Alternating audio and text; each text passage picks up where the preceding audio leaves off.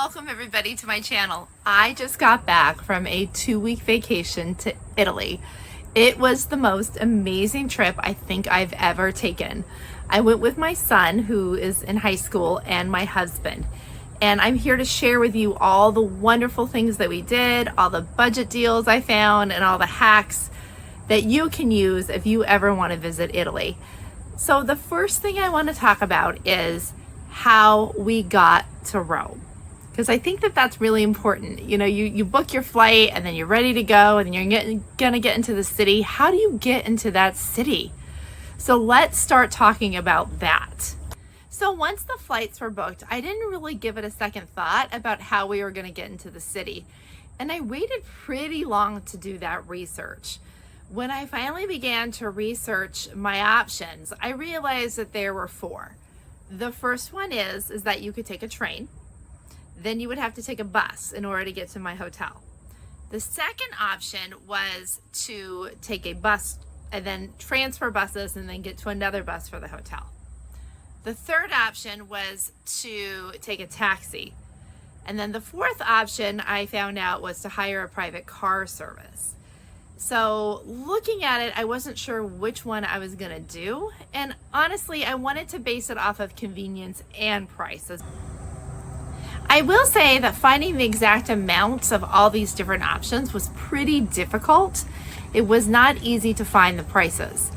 I had to research and Google quite a bit. I figured out that there's one main station line that's about a 15-minute walk if you want to take the train, and it's about $14 a person or so. I realized it was going to take a pretty long time to do that, so that was a maybe.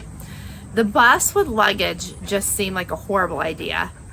I couldn't quite figure out their taxi system, and I didn't understand how that worked out. I will explain later in the video because I did eventually figure it out, but it was after we arrived to Italy. The fourth option was that private car service. So I started looking into that, and the first few companies I found were trying to say that it was going to be anywhere between $120 to $150, and it couldn't seem to get any cheaper. So I was getting a little frustrated. What I realized though is if you just keep scrolling in Google and keep trying different companies, you might find a company that works. After a little while, I finally found this company called Rome Airport Transportation. When I clicked on the number of people and amount of baggage, their price came out to €55 plus another couple dollars. So I thought, that's the best price I've seen. Again, I always go then and complete my research by looking at reviews. They had good reviews. So I filled out the forms. They asked for my flight number, asked for my information. And I figured with the credit card we have, it protects us from fraud. So I was gonna go ahead and give it a shot. Why not, right? So I booked it. Right before the trip, my husband did get confirmation. Give us a description on where we would be meeting at the airport once we arrived. Our flights were pretty uneventful, except for the last one, because, you know, that's just the way things work, right? It's got to be the last flight that gives you a hard time. We ended up that we were delayed about an hour and a half, and we weren't quite sure what to do. We had changed out our SIM card, and so we didn't have access to a US phone number. But when I read the fine print, which I did print out, my husband gave me such a hard time for printing things out. He says I'm old, but I did print it out, and it helped because the WhatsApp phone number was there. So when we landed, we were able to tell them, yes, you know, our flight was delayed, and they responded immediately and said, yeah, we already knew that. Don't worry about it. We'll have a driver there in about a half an hour, which seemed perfect for me because we still had to get through customs. So we got through customs pretty easily. We found our luggage. Rome Airport is very well laid out, very great system. I even sat down and had enough time to have a cup of coffee, which was awesome. Then we just sat and waited. And we saw a man approach with the sign. It was so cute. It's like, you know, you see in the movies when they hold up the sign with your last name. There he was with our last name. So we introduced ourselves to him. And then he took us through this maze where the private service car drivers have to park their cars. It wasn't far, but it was pretty funny trying to get through it. There's no way I could find it on my own.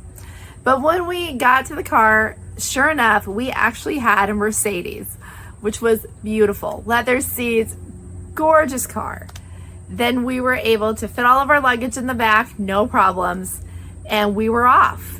And the drive was so simple.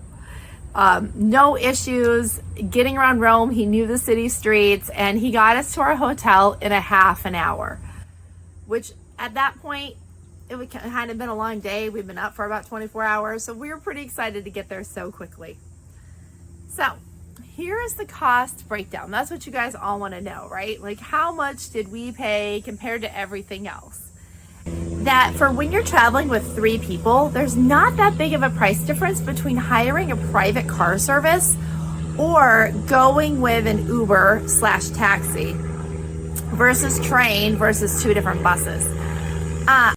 I'm really, really happy that we chose to go with a car service. It was just more convenient and easier, especially when you're just entering a foreign country for, the first or second time of your life.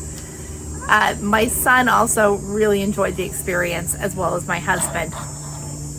You can Uber. Now, Uber's really interesting because it really is connected to a separate Uber there or the taxi system. And they have very clear symbols that say, do not go into a car if you're taking a taxi unless it's a white taxi that's clearly marked. We did end up taking a taxi on the way home because we stayed at a hotel that was close to the airport, and we booked the taxi through Uber. That seemed like the safest bet for me, and it really did work out the best, in my opinion. So, again, a budget hack for us was to go ahead and spend the extra $5 or $6 and take the car service.